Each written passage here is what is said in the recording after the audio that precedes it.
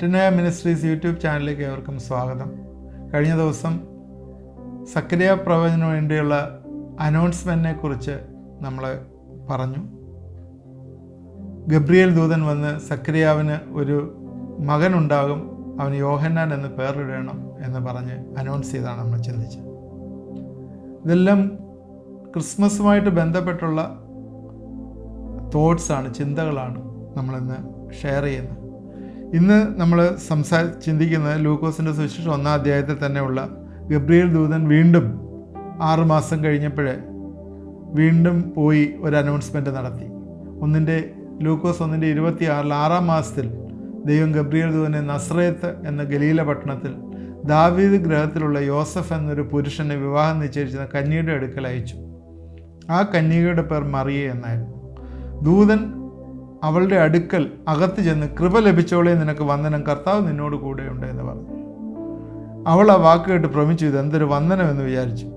ദൂതൻ അവളോട്, മറിയെ ഭയപ്പെടേണ്ട, നിനക്ക് കൃപ ലഭിച്ചു. നീ ഗർഭം ധരിച്ചൊരു മകനെ പ്രസവിക്കും, യേശു എന്ന് അവന് പേർ വിളിക്കണം. വലിയവനാകും, അത്യുന്നതന്റെ പുത്രൻ എന്ന് വിളിക്കപ്പെടും. കർത്താവായ ദൈവം അവൻ്റെ പിതാവായ ദാവീദിന്റെ സിംഹാസനം അവന് കൊടുക്കും. അവൻ യാക്കോബ് ഗൃഹത്തിന് എന്നേക്കും രാജാവായിരിക്കും. അവൻ്റെ രാജ്യത്തിന് അവസാനം ഉണ്ടാകില്ല. ഇവർ തമ്മിൽ ഒരു കോൺവെർസേഷനാണ്. ഗബ്രിയേലും വിർജിൻ മേരി, കന്യക മറിയവുമായിട്ടുള്ളൊരു കോൺവെർസേഷനാണ്. അതിൽ എപ്പോഴും ദൈവത്തിൻ്റെ അരുളപ്പാട് ദൈവം പറയുന്ന സമയത്ത് ഒരു വേർഡ് എപ്പോഴും യൂസ് ചെയ്യും. നിങ്ങൾ ശ്രദ്ധിച്ചിട്ടുണ്ടോ എനിക്കറിയത്തില്ല, ബൈബിൾ പഠിക്കുന്നവർക്കറിയാം. ഭയപ്പെടേണ്ട എന്നൊരു വേർഡ്. ഈ ഭയപ്പെടേണ്ട എന്ന് പറയുന്നതിൻ്റെ കാരണം, പ്രത്യേകിച്ച് ദൈവത്തിൻ്റെ ദൂതനെ കണ്ടിട്ട് അവൻ്റെ സൈസോ അല്ലെങ്കിൽ അവൻ്റെ ഇതൊക്കെ കണ്ടിട്ടുള്ള ഭയപ്പാടല്ല അവിടെ പറയുന്നത്. നമ്മളങ്ങനെ ചിന്തിക്കും ചിലപ്പോഴേ, അങ്ങനെയൊക്കെയുള്ള കാര്യങ്ങൾ കണ്ടിട്ടുള്ള ഭയപ്പാടാണ്. അതല്ല ശരിക്കും. ആ സമയത്തുള്ള ജനങ്ങൾ ഒരു ഭയത്തിലാണ് കഴിഞ്ഞുകൊണ്ടിരുന്നത്. ആ സമയത്ത് ഈ അനൗൺസ്മെൻ്റ് ഒക്കെ ഉള്ള സമയങ്ങളിലെല്ലാം ശ്രദ്ധിച്ചാൽ അറിയാം, ആ സമയത്തൊക്കെയുള്ള ജനങ്ങളെല്ലാം ഒരു ഭയത്തിലാണ് കഴിയുന്നത്. പ്രത്യേകിച്ച് നമുക്കറിയാം, രാജാവിൻ്റെ അല്ലെങ്കിൽ അങ്ങനെ റോമൻ എംപറുടെ ഒക്കെ ഭരണത്തിൻ്റെ സമയങ്ങളാണതെല്ലാം. അത് മാത്രവുമല്ല, ജനങ്ങൾ പൊതുവെ ഒരു അടിമത്വത്തിൽ, ഒരു ഭയത്തിൽ കഴിയുന്ന സാഹചര്യങ്ങളാണ്. അതുകൊണ്ട് ദൈവം എപ്പോഴും അനൗൺസ്മെൻറ്റ് നടത്തുന്ന സമയത്തൊക്കെ ഭയപ്പെടേണ്ട എന്ന് പറഞ്ഞുകൊണ്ട് അനൗൺസ് ചെയ്യുന്നുള്ളത്. ഇപ്പോഴും നമ്മുടെ ജീവിതങ്ങളിലൊക്കെ എടുത്തു നോക്കിയാൽ നമുക്ക് ഒരുപാട് ഭയങ്ങളില്ലേ ലോകത്തിൽ ജീവിക്കുമ്പോഴേ. നിങ്ങൾ ശ്രദ്ധിച്ചാൽ അറിയാം, ഒരുപാട് പേര് ഭയത്തിലാണ്. പല കാര്യങ്ങളെ പേടിയാണ്. ജീവിതത്തിലെ ഒരുപാട് ഇൻട്രാക്ഷൻസിലൊക്കെ ഒരുപാട് പേടിയുള്ളവർ ഇന്നുമുണ്ട്, പല ഭയങ്ങളിൽ വസിക്കുന്നവർ. അതുകൊണ്ട് ഈ ഭയം പെടേണ്ട, ദൈവത്തിൻ്റെ പ്രസൻസ് വരുന്നിടത്ത് ധൈര്യം വരുന്നു എന്നുള്ളൊരു തോട്ടും അവിടെ വരുന്നുണ്ട് എന്ന് നമ്മൾ മറന്നു പോരും. ഗബ്രിയേൽ ദൂതൻ്റെ ഒരു സെക്കൻഡ് അനൗൺസ്മെൻ്റാണ്. ഏകദേശം നേരത്തെ ഒരു അനൗൺസ്മെൻറ്റ് നടത്തി എലിസബത്ത് പ്രഗ്നൻസിയെക്കുറിച്ച്. എലിസബത്ത് ഗർഭിണിയാണ്, 6-ാം മാസമാണ്. ഇതിനകത്തുള്ള താഴോട്ടുള്ള ഡിസ്കഷനിൽ അത് കിടപ്പുണ്ട്. അന്നേരം നസ്രയനായ യേശു ജനിക്കും എന്നുള്ള ഒരു അനൗൺസ്മെൻ്റാണ് ഇവിടെ കന്യക മറിയത്തോട് പറയുന്നത്. അന്നേരം കന്യക മറിയത്തിന് ഏകദേശം അവിടെ യഹൂദന്മാരുടെ പശ്ചാത്തലം അനുസരിച്ച് 12ാമത്തെ വയസ്സിലാണ് മാരേജബിൾ ഏജ് ആകുന്നത്. അന്നേരം മാരേജബിൾ ഏജ് കഴിഞ്ഞാൽ അവരെ ഒരു ബിട്രോത്തൽ അല്ലെങ്കിൽ ഒരു വിവാഹ നിശ്ചയം നടത്തും. ഇവിടെ മേരിയും അവളുടെ ടീൻസിലായിരുന്നു എന്ന് നമുക്ക് മനസ്സിലാകും. അവളുടെ ടീൻസിലായിരുന്നു. എന്നാൽ എൻഗേജ്മെൻറ്റ് കഴിഞ്ഞാൽ ജോസഫിന് വേണ്ടി ഇവിടെ വിവാഹം നിശ്ചയിച്ചിരുന്ന കന്യകയായിരുന്നു മേരി. അപ്പോൾ എൻഗേജ്മെൻറ്റ് കഴിഞ്ഞാൽ പുരുഷനെയും സ്ത്രീയെയും യഹൂദ പശ്ചാത്തലം വെച്ചിട്ട് ഭാര്യ ഭർത്താക്കന്മാർ എന്നാണ് വിളിക്കുന്നത്. മത്തായിയുടെ സുവിശേഷം 1-ാം അധ്യായത്തിൻ്റെ 20-ാം വാക്യത്തിൽ ദൂതൻ യോസഫിനോട് പ്രത്യക്ഷപ്പെട്ടിട്ട് യോസഫിനോട് പറയുന്നുണ്ട്, നിൻ്റെ ഭാര്യയെ നീ ഉപേക്ഷിക്കരുതെന്ന്. അവിടെ ഭാര്യ ആയിട്ടില്ല, ശരിക്കും വിവാഹ നിശ്ചയം ചെയ്തിരിക്കുന്ന കന്യകയായിട്ടുള്ള മറിയയാണ് നിൻ്റെ ഭാര്യ. എന്ന് വെച്ചാൽ ലീഗലായിട്ട് അവർ ഭാര്യമാരായിട്ടില്ലെങ്കിലും യഹൂദ പശ്ചാത്തല പ്രകാരം അതിനൊരു ലീഗൽ വാലിഡിറ്റി കൊടുക്കുന്നുണ്ട്. അവർ ഭാര്യ ഭർത്താക്കന്മാരെ പോലെ ആണെന്നുള്ളത്. ജൂയിഷ് മാരേജിൽ അങ്ങനെയാണ്. 12-13 വയസ്സിൽ മാരേജ് ഫിക്സ് ചെയ്യും, എൻഗേജ് ചെയ്യും. 1 വർഷം ബിട്രോത്തൽ പീരീഡാണ്. അപ്പോൾ the couples is not having any physical union, അവർ ഒരുമിച്ച് ജീവിക്കുന്നില്ല. ദ ഗേൾ കന്യകയായിട്ടുള്ള അവളുടെ വിശ്വസ്ത, ഹർ ഫെയ്ത്ത്ഫുൾനെസ് ആൻഡ് പ്യൂരിറ്റി, അത് രണ്ടും അവൾ പ്രൂവ് ചെയ്യണം. The boy has to prepare a home for the bride. ബ്രൈഡിന് വേണ്ടി ഒരു പുരുഷൻ സ്ത്രീക്ക് വേണ്ടി, കല്യാണം കഴിക്കാൻ പോകുന്ന ആ കന്യയ്ക്ക് വേണ്ടി ഒരു ഭവനം ഉണ്ടാക്കും. അങ്ങനെയാണ് അവിടുത്തെ ഒരു സിസ്റ്റം. അതുപോലെ തന്നെ ഒരു മൊഹർ എന്ന് പറഞ്ഞ് നമുക്കറിയാം, ഈ മുസ്ലിം കമ്മ്യൂണിറ്റിയിലൊക്കെ അത് ചെയ്യുന്നുണ്ട്. ഒരു മൊഹർ, ഒരു സ്ത്രീധനം പോലെ ഒരു തുക സ്ത്രീയുടെ വീട്ടിലേക്കാണ് കൊടുക്കുന്നത്, പുരുഷൻ്റെ വീട്ടിലേക്ക് ഉള്ളതല്ല. സ്ത്രീയുടെ വീട്ടിലേക്ക് ഒരു മൊഹറായിട്ട്, പേയ്മെൻറ്റ് ഓഫ് മൊഹർ എന്നാണ് പറയുന്നത്, അത് കൊടുക്കും. ഇങ്ങനെയൊക്കെയുള്ള കാര്യങ്ങൾ ഉണ്ടായിരുന്നു. ഇവിടെ പറയുന്നത് 6-ാം മാസത്തിൽ ദൈവം ഗബ്രിയേൽ ദൂതനെ നസ്രേത്ത് എന്ന ഗലീല പട്ടണത്തിലാണ് വിട്ടത്. നസ്രേത്തിലുള്ള യേശു, നസ്രേനായ യേശു എന്ന് പറയുന്നത്, നസ്രേത്തിൽ ബേത്ലഹേമിൽ യേശു ജനിക്കുന്നു. നസ്രേത്തിൽ നിന്നാണ് യേശു വരുന്നത്. ഈ സ്ഥലത്തിൻ്റെ പേര് കൂട്ടി പറയുന്ന ആളിനോട് പേര് കൂട്ടി പറയുന്ന ഒരു സമ്പ്രദായം അന്നുമുണ്ട് ഇന്നുമുണ്ട്. നമുക്കറിയാം, വൈക്കം ബഷീർ, പിണറായി വിജയൻ എന്നൊക്കെ പറയുമ്പോൾ നമ്മൾ സ്ഥലവും കൂട്ടിയിട്ട് ആളുകളുടെ പേര് പറയുന്നുണ്ട്. നസ്രേനായ യേശു എന്ന് പറയുന്നു. അതുകൊണ്ട് യേശുവിനെ അങ്ങനെയായിരുന്നു അറിയപ്പെട്ടിരുന്നത്, നസ്രേനായ യേശു. നേരത്തെ നമ്മൾ പറഞ്ഞുകൊണ്ട് വന്ന് ഈ ഇസ്രായേൽ വെഡ്ഡിങ്ങിനകത്ത് ഒരു പർട്ടിക്കുലർ 1 ഇയർ പീരീഡ് ബിട്രോത്തൽ പീരീഡാണ്. അത് കഴിഞ്ഞിട്ട് 7 ദിവസം വെഡ്ഡിങ് ആണ്, വെഡ്ഡിങ് ഫീസ്റ്റാണ്. യേശു ക്രിസ്തു കാനാവിൽ കല്യാണത്തിന് പോയപ്പോൾ 1, 2, 3 ദിവസം കഴിയുമ്പോഴത്തേ വീഞ്ഞു തീർന്നു പോയതിൻ്റെ കാര്യങ്ങളൊക്കെ നമുക്കറിയാമല്ലോ. 7 ദിവസം വെഡ്ഡിങ് ഫീസ്റ്റാണ്. അത് കഴിഞ്ഞിട്ടാണ് അവർ ഭാര്യ ഭർത്താക്കന്മാരായി ജീവിക്കുന്നത്. ഇവിടെ ആദ്യം തന്നെ ഗബ്രിയേൽ ദൂതൻ മറിയെ കണ്ടു കഴിഞ്ഞപ്പോഴേ അവളെ കൃപ ലഭിച്ചവളെ നിനക്ക് വന്ദനം എന്ന് പറയുന്നു. കൃപ ലഭിച്ചവളെ, ഡോണ്ട് ബി അഫ്രൈഡ്, കൃപ ലഭിച്ചവളെ നിനക്ക് വന്ദനം, ഭയപ്പെടേണ്ട എന്ന് പറഞ്ഞിട്ടാണ് പറയുന്നത്. നിനക്ക് വന്ദനം എന്ന് പറയുന്നു. ഈ കൃപ ലഭിച്ചത്, പുതിയ നിയമത്തിലെ ആദ്യം കൃപ ലഭിച്ചത് നമുക്ക് കാണുന്നത് മറിയയ്ക്കാണ്. ഫസ്റ്റ് പുതിയ നിയമത്തിൽ കാണുന്നത്. പഴയ നിയമത്തിലും ഇതുപോലെ തന്നെ ആദ്യം നോഹയ്ക്ക് യഹോവയുടെ കൃപ ലഭിച്ചു എന്ന് ജനസിസ് 6:8, ഉൽപ്പത്തി 6:8 പറയുന്നു. നോഹയ്ക്ക് കൃപ ലഭിച്ചു. എന്നിട്ട് പറയുന്നു, നീ ഗർഭം ധരിച്ച് ഒരു മകനെ പ്രസവിക്കുക, യേശു എന്ന് പേരിടണം എന്ന് പറയുന്നു. അന്നേരം യേശു, ജീസസ് എന്നുള്ളൊരു പേരാണ് പറയുന്നത്. യേശു ഗ്രീക്കിലാണ് ജീസസ് എന്ന് പറയുന്നത്, ഹെബ്രുവിൽ അത് ജോഷുവ എന്നുള്ള പേരാണ്. യഹോവ രക്ഷ എന്നുള്ളൊരു മീനിങ്ങിലാണ് അത് വന്നിരിക്കുന്നത്. ഹീ വിൽ ബി ഗ്രേറ്റ്, ഇതിനകത്ത് പറയുന്ന 4 കാര്യങ്ങളാണ്. 1, നീ ഗർഭം ധരിച്ച് ഒരു മകനെ പ്രസവിക്കും, അവന് യേശു എന്ന് പേർ വിളിക്കണം. Meaning is he will save his people from the sin, അവൻ ജനങ്ങളെ, മനുഷ്യരെ പാപത്തിൽ നിന്ന് വിടുവിക്കും എന്നുള്ളതാണ്. ഹീ വിൽ ബി ഗ്രേറ്റ്, അവൻ വലിയവനാകും, അത്യുന്നതൻ്റെ പുത്രൻ എന്ന് വിളിക്കപ്പെടും. The son of most high, അവൻ അത്യുന്നത പുത്രൻ എന്ന് വിളിക്കപ്പെടും. 3, പിതാവായ ദാവീദിൻ്റെ സിംഹാസനം അവന് കൊടുക്കും. 4, അവൻ്റെ രാജ്യത്തിന് അവസാനം ഉണ്ടാകുകയില്ല. അപ്പോൾ ഈ അവൻ വലിയവനാകും, അത്യുന്നതൻ്റെ പുത്രൻ എന്ന് വിളിക്കപ്പെടും. ഇതെല്ലാം നിവൃത്തിയായി. എന്നാൽ അവൻ്റെ രാജ്യത്തിന് അവസാനം ഉണ്ടാകുകയില്ല എന്നുള്ള ഭാഗം ഇനിയും നിവൃത്തിയാകാനായിട്ടുണ്ട്. അന്ന് ദൂതൻ മറിയോട് പറഞ്ഞ കാര്യങ്ങൾ ഇനിയും നിവൃത്തിയാകാനായിട്ടുണ്ട്. അന്നേരം അത് പ്രത്യേകിച്ച് ശ്രദ്ധിക്കേണ്ട ഒരു കാര്യം, ഹെവനിൽ നിന്ന് അല്ലെങ്കിൽ ഉയരത്തിൽ നിന്നുള്ള ഒരു പ്രൊക്ലമേഷൻ അല്ലെങ്കിൽ പറഞ്ഞ കാര്യമാണ്. 4 കാര്യമാണ് യേശുവിനെ കുറിച്ച് പറഞ്ഞത്. 1, അവൻ പാപത്തിൽ നിന്ന് രക്ഷിക്കും. 2, അവൻ വലിയവനാകും, അത്യുന്നതൻ്റെ പുത്രനാകും, അത്യുന്നതൻ്റെ പുത്രൻ എന്ന് വിളിക്കപ്പെടും. പിതാവായ ദൈവം ദാവീദിൻ്റെ സിംഹാസനം അവന് കൊടുക്കും, അവൻ്റെ രാജ്യത്തിന് അവസാനം ഉണ്ടാകുകയില്ല. റെവലേഷൻസ് 11:15 അത് തന്നെ പറയുന്നുണ്ട്, അവൻ്റെ അവസാനമില്ലാത്ത രാജ്യത്തെക്കുറിച്ചും പറയുന്നുണ്ട്. ഇപ്പോഴേ നമ്മൾ ചിന്തിക്കേണ്ടത്, ഉടൻ തന്നെ അവർ അങ്ങോട്ടും ഇങ്ങോട്ടും സംസാരിക്കാൻ തുടങ്ങി. മേരി ഏഞ്ചലുമായിട്ട് സംസാരിക്കുന്നു. ഞാൻ പുരുഷനെ അറിയാൽ ഇതെങ്ങനെ സംഭവിക്കും എന്ന് മേരി അങ്ങോട്ട് ചോദിക്കുകയാണ്. Only I have seen Joseph in betrothal and we have not married. ഞങ്ങൾ ബെട്രോത്തലിൽ അല്ലെങ്കിൽ വിവാഹ നിശ്ചയത്തിൽ ഞങ്ങൾ ആ ജോസഫിനെ ഞാൻ കണ്ടു എന്നല്ലാതെ ഞങ്ങൾ കല്യാണം കഴിച്ചിട്ടില്ല, പിന്നെ എങ്ങനെ സംഭവിക്കും എന്നുള്ളത് ചോദിക്കുന്നു. അപ്പോൾ അത് എങ്ങനെ നടക്കും എന്നുള്ളത് ആ ദൂതൻ പറഞ്ഞ് മനസ്സിലാക്കി കൊടുക്കുകയാണ്. പരിശുദ്ധാത്മാവ് നിൻ്റെ മേൽ വരും, അത്യുന്നതൻ്റെ ശക്തി നിൻ്റെ മേൽ നിഴലിടും, ആകയാൽ ഉത്ഭവിക്കുന്ന വിശുദ്ധ പ്രജ ദൈവപുത്രൻ എന്ന് വിളിക്കപ്പെടും. See, this is the act of the holy spirit.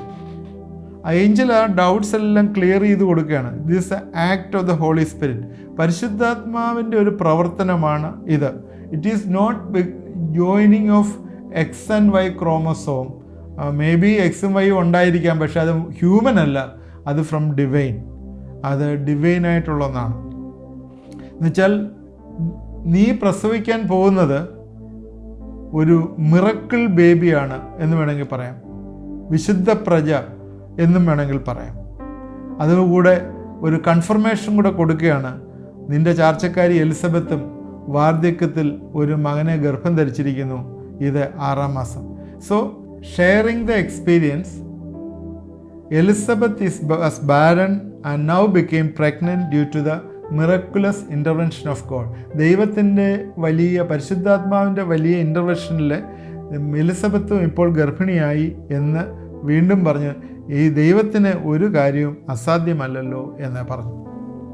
ദൈവത്തിനൊരു കാര്യവും അസാധ്യമല്ല. സോ യഹോവയുടെ രക്ഷ ജനം കാണാനായിട്ട് ദൈവം എടുത്ത ഒരു സ്റ്റെപ്പാണ് ഇത് എന്ന് മനസ്സിലാക്കണം. അതുകൊണ്ട് ഇവിടെ നമ്മൾ കാണുന്നത് പരിശുദ്ധാത്മാവിൻ്റെ ശക്തിയിൽ ഉള്ള ഒരു ഗർഭം, അതാണ് മേരിക്ക് ഉണ്ടാകുന്നത്. പല ആളുകളും ഇത് വിശ്വസിക്കുന്നില്ല. ഈ നാളുകളിൽ സയൻസ് ഇവിടെ ആൻസർ കൊടുക്കാൻ പറ്റാത്ത ഒരു ഡിലമയിലുള്ളൊരു സംഭവമാണ് ഇവിടെ വരുന്നത്. എങ്ങനെയാണ് പരിശുദ്ധാത്മാവ് നിഴലിടുമ്പോൾ ഗർഭിണിയാവുന്നത് എന്നൊക്കെ ചോദിക്കുന്ന ചോദ്യം. ഇവിടെ തന്നെ പറയുന്നുണ്ട്, nothing is impossible to God. Your age is not a problem, your disease is not a problem. നമ്മുടെയൊക്കെ ജീവിതത്തിലുള്ള കാര്യമാണ് പറയുന്നത്. നമ്മുടെ ജീവിതത്തിലും നമ്മുടെ ഡിസീസ്, നമ്മുടെ ഏജ്, നമ്മുടെ കരിയർ, എന്ത് വേണമെങ്കിലും ദൈവത്തിന് ചെയ്യാനായിട്ട് സാധ്യമാകുന്നുണ്ട്. Is anything hard for God. Genesis 18:14 ഇതേപോലെ പറയുന്നുണ്ട്, is anything hard for God. ദൈവത്തിന് എന്തെങ്കിലും ബുദ്ധിമുട്ടുണ്ടോ, എന്തെങ്കിലും പ്രയാസമായിട്ടുണ്ടോ, ചെയ്യാതിരിക്കാനായിട്ട് ദൈവത്തിന് എന്തെങ്കിലും തടസ്സമുണ്ടോ എന്നുള്ളത്. അതും പൗലോസിൻ്റെ ഭാഷയിൽ പറഞ്ഞാൽ റോമർ 8:31 പറയുന്നത് ഇങ്ങനെയാണ്, if God is with us who can be against us. ദൈവം നമ്മുടെ പക്ഷത്തുണ്ടെങ്കിൽ ആർക്ക് എന്ത് നമുക്ക് പ്രതികൂലമായിരിക്കും? നമുക്കൊന്നും പ്രതികൂലമാകത്തില്ല. ദൈവം നമ്മുടെ പക്ഷത്തുണ്ടെങ്കിൽ നമ്മുടെ എതിരാളിയായിട്ട് ആർക്കും നിൽക്കാനായിട്ട് പറ്റുകയില്ല എന്ന് ഉള്ള ഉറപ്പ് റോമർക്ക് എഴുതിയ ലേഖനം 8-ാം അധ്യായത്തിലെ പൗലോസ് പറയുന്നു. നമ്മളൊരു കാര്യം മനസ്സിലാക്കണം, നമ്മുടെ ജീവിതങ്ങളിൽ ദൈവത്തിന് ഒന്നും അസാധ്യമായിട്ടില്ല. There is no sin too black and bad to pardon. ഒരു പാപവും ദൈവത്തിന് ക്ഷമിക്കാൻ പറ്റാത്തതായിട്ടില്ല. There is no heart too hard and wicked to be change. ഒരു ഹൃദയവും ദൈവത്തിന് രൂപാന്തരപ്പെടുത്താൻ കഴിയാത്തതുപോലെ ഇല്ല എന്നുള്ളത്.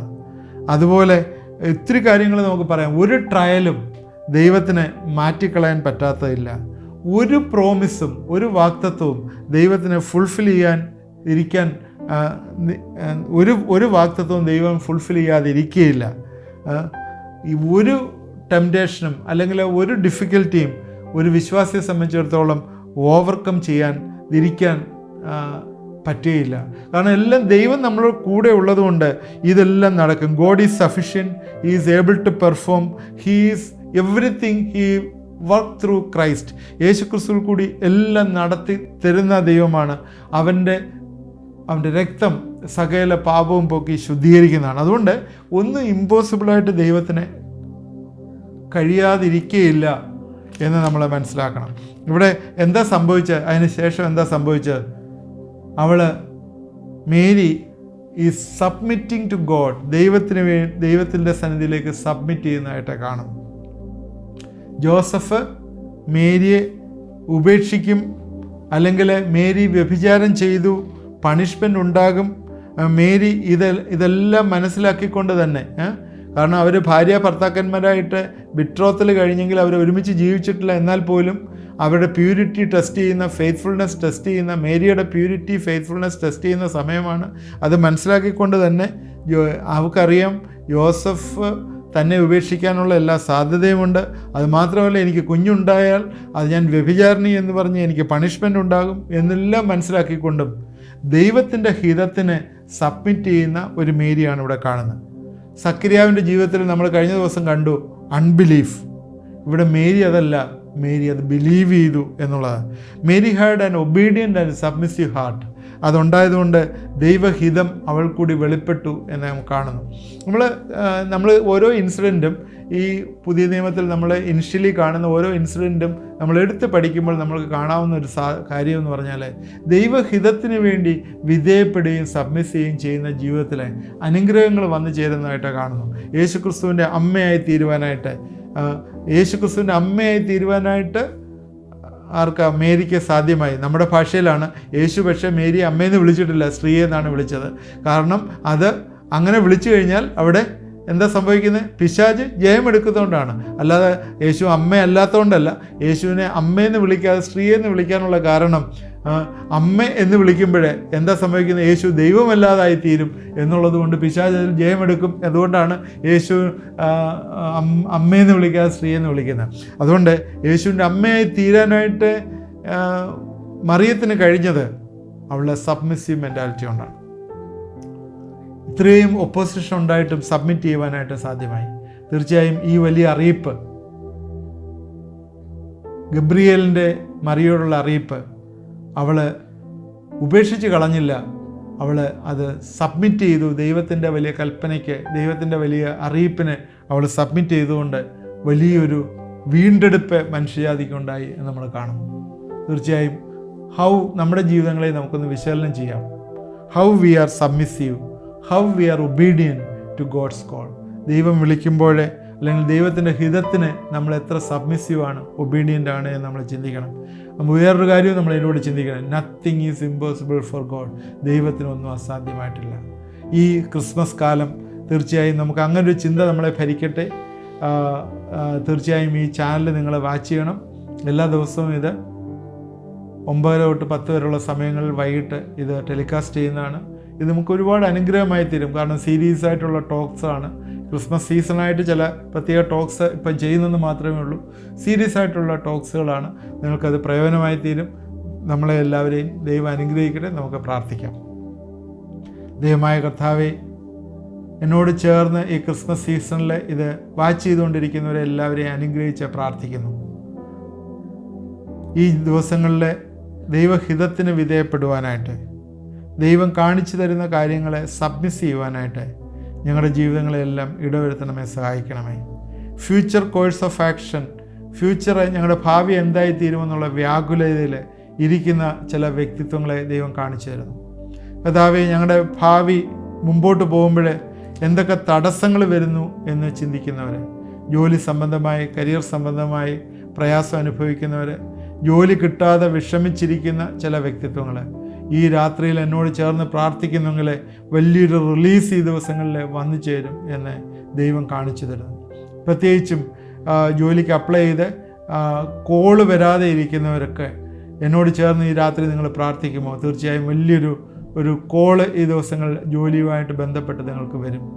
തടസ്സപ്പെട്ടിരിക്കുന്ന ചില കാര്യങ്ങൾ ദൈവം റിലീസ് ചെയ്യുന്നു. എന്തെങ്കിലും ദൈവത്തിന് അസാധ്യമായിട്ടുണ്ടോ? ഒന്നും അസാധ്യമായിട്ടില്ല. ദൈവം നമ്മുടെ പക്ഷത്താണ് നിൽക്കുന്നത്. അതുകൊണ്ട് ദൈവത്തിൽ വിശ്വസിച്ചുകൊണ്ട് ഈ പ്രത്യാശയോടുകൂടി ദൈവസന്നിധി നിങ്ങൾ പ്രാർത്ഥിക്കുമോ? തീർച്ചയായും ദൈവം വലിയൊരു റിലീസ് ഈ ദിവസങ്ങൾ നിങ്ങളുടെ ജീവിതങ്ങൾ ചെയ്തു തരും. ദൈവമേ, നിൻ്റെ സന്നിധിയിലേക്ക് സബ്മിറ്റ് ചെയ്യുവാനായിട്ട്, അനുഗ്രഹങ്ങളെ പ്രാപിപ്പാനായിട്ട് പ്രത്യേകിച്ച് ഈ പ്രിയപ്പെട്ടവരെ ഇടവരുത്തണമേ, സഹായിക്കണമേ. പ്രാർത്ഥന കേട്ടോർത്ത് സ്തോത്രം. യേശുവിൻ നാമത്തിൽ തന്നെ ആമേൻ. ഇത് വാച്ച് ചെയ്ത് എല്ലാവരെയും ദൈവം അനുഗ്രഹിക്കട്ടെ. പ്രത്യേകിച്ച് നിങ്ങളുടെ പ്രെയർ റിക്വസ്റ്റ് അതിൽ പറയുന്ന നമ്പറിലേക്ക് അയച്ചു തന്നാൽ ഞങ്ങൾ അതിനുവേണ്ടി പ്രാർത്ഥിക്കുന്നതാണ്. നിങ്ങൾക്ക് എന്തെങ്കിലും അഭിപ്രായങ്ങളുണ്ടെങ്കിൽ നിങ്ങൾക്ക് അറിയിക്കാം. ദൈവം നമ്മളെല്ലാവരെയും അനുഗ്രഹിക്കുമാറാകട്ടെ.